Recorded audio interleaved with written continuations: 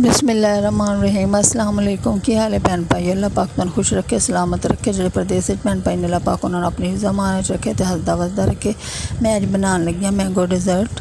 मैं लिए 2 वड्डे अंब लेने।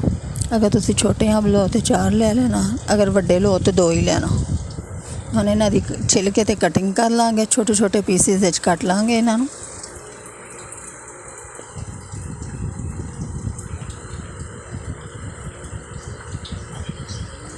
दोवें अंब मैं कट ले।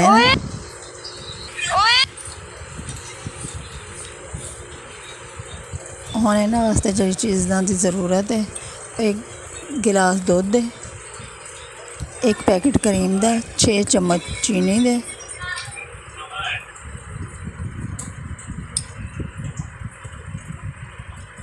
हुण इन्हां ना क्रीम नूं जिहड़ा ना ब्लैंडर विच पावांगे।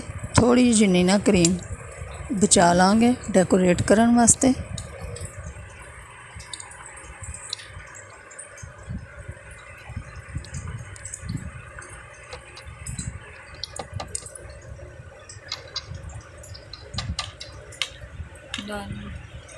अंब भी विच पा देंगे तो थोड़े जिन्ने ना अंब उपर डेकोरेट करन वास्ते ना यह भी बचावांगे टुकड़े भी। अद्धा गिलास दुध का जोड़ा है पावांगे विच, अद्धा गिलास बचा लाँगे 6 चम्मच चीनी दे। मैंने सब चीज़ां ना ब्लेंड कर लाँगे।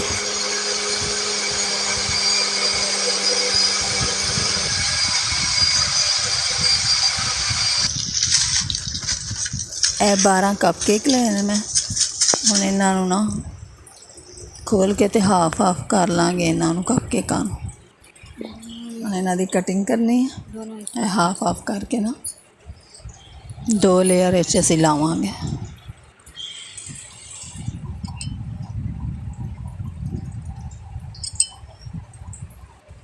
जिहड़ा अद्धा गिलास दुध का बचाया सी ना, वो जिहड़ा ना उहदे विचों ना थोड़ा दुध ना इन्हां कप केकां दे उत्ते पावांगे।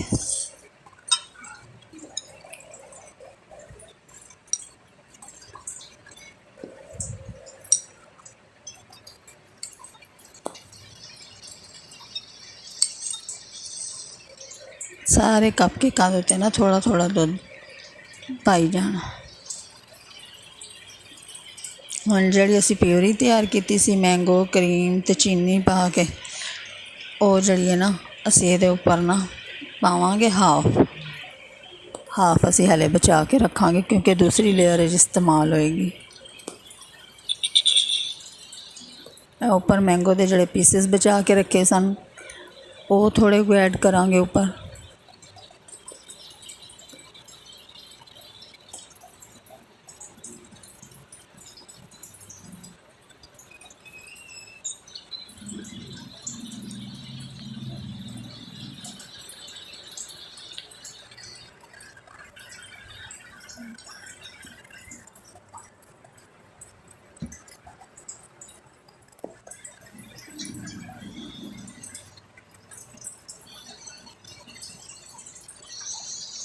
हुण इहदे उत्ते जिहड़े अद्धे कप केक बचा के रखे सन वो कप केक जिहड़े ना उपर फिर रखांगे, उन्हां दी एक लेयर लावांगे फिर दोबारा उदों।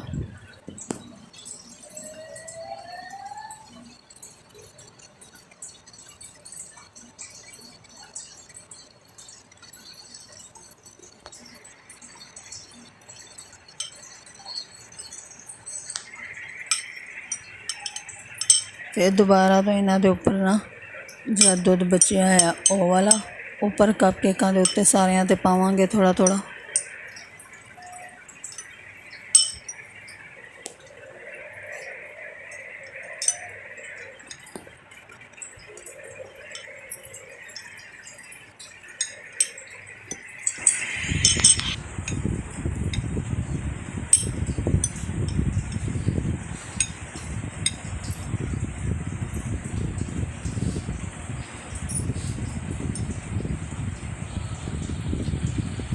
हुण उपर जिहड़ा बचिया बाकी सी ना मिक्सचर अंब वाला, वो असीं इहदे उत्ते फिर दोबारा पा देंगे।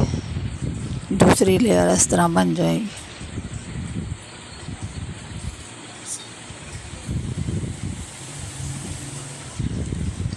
ਹੁਣ ਫਿਰ ਮੈਂਗੋ ਦੇ ਟੁਕੜੇ ਉੱਪਰ ਰੱਖਾਂਗੇ ਤੇ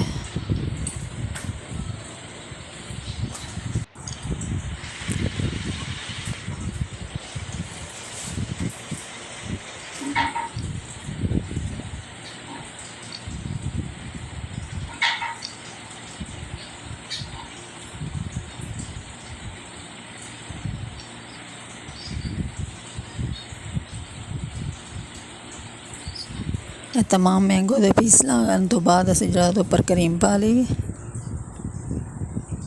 ਹੁਣ ਇਹਨੂੰ ਫਰਿੱਜ 3-4 ਘੰਟਿਆਂ ਲਈ ਰੱਖਾਂਗੇ, ਇਹ ਸੈੱਟ ਹੋ ਜਾਏਗਾ। ਮੇਰੀ ਇਹ ਲਾਈਟ ਚਲੀ ਗਈ ਸੀ ਤੇ ਮੈਂ ਇਸ ਲਈ ਨਾ ਜਲਦੀ ਕੱਢ ਲਿਆ। ਤੁਸੀਂ 3-4 ਘੰਟੇ ਰੱਖਣਾ ਤੇ ਨਾ ਇਹ ਫੁੱਲ ਸਹੀ ਤਰ੍ਹਾਂ ਜੰਮ ਜਾਏਗਾ। ਮੈਂ ਇਸ ਲਈ ਕੱਢੀ ਹੈ, ਮੈਂ ਕਿਹਾ ਸ਼ਾਇਦ ਨਾ ਲਾਈਟ ਚਲੀ ਗਈ, ਪਤਾ ਨਹੀਂ ਕਿੰਨੀ ਦੇਰ ਬਾਅਦ ਆਏ ਤੇ ਨਾ ਬਣਿਆ ਆ ਸਾਰਾ ख़राब ਨਾ ਹੋ ਜਾਏ। ਤੇ ਮੈਂ ਤੁਹਾਨੂੰ ਵਿਖਾ ਲਾਂ। ਹੋਰ ਥੋੜ੍ਹੀ ਦੇਰ ਰਹਿੰਦਾ ਨਾ ਤਾਂ ਬਹੁਤ ਅੱਛੀ ਤਰ੍ਹਾਂ ਮੇਰਾ ਵੀ ਇਹ ਡੈਜ਼ਰਟ ਸੈੱਟ ਹੋ ਜਾਣਾ ਸੀ। ਫਿਰ ਵੀ ਇਹ ਬਹੁਤ ਅੱਛਾ ਤੇ ਬਹੁਤ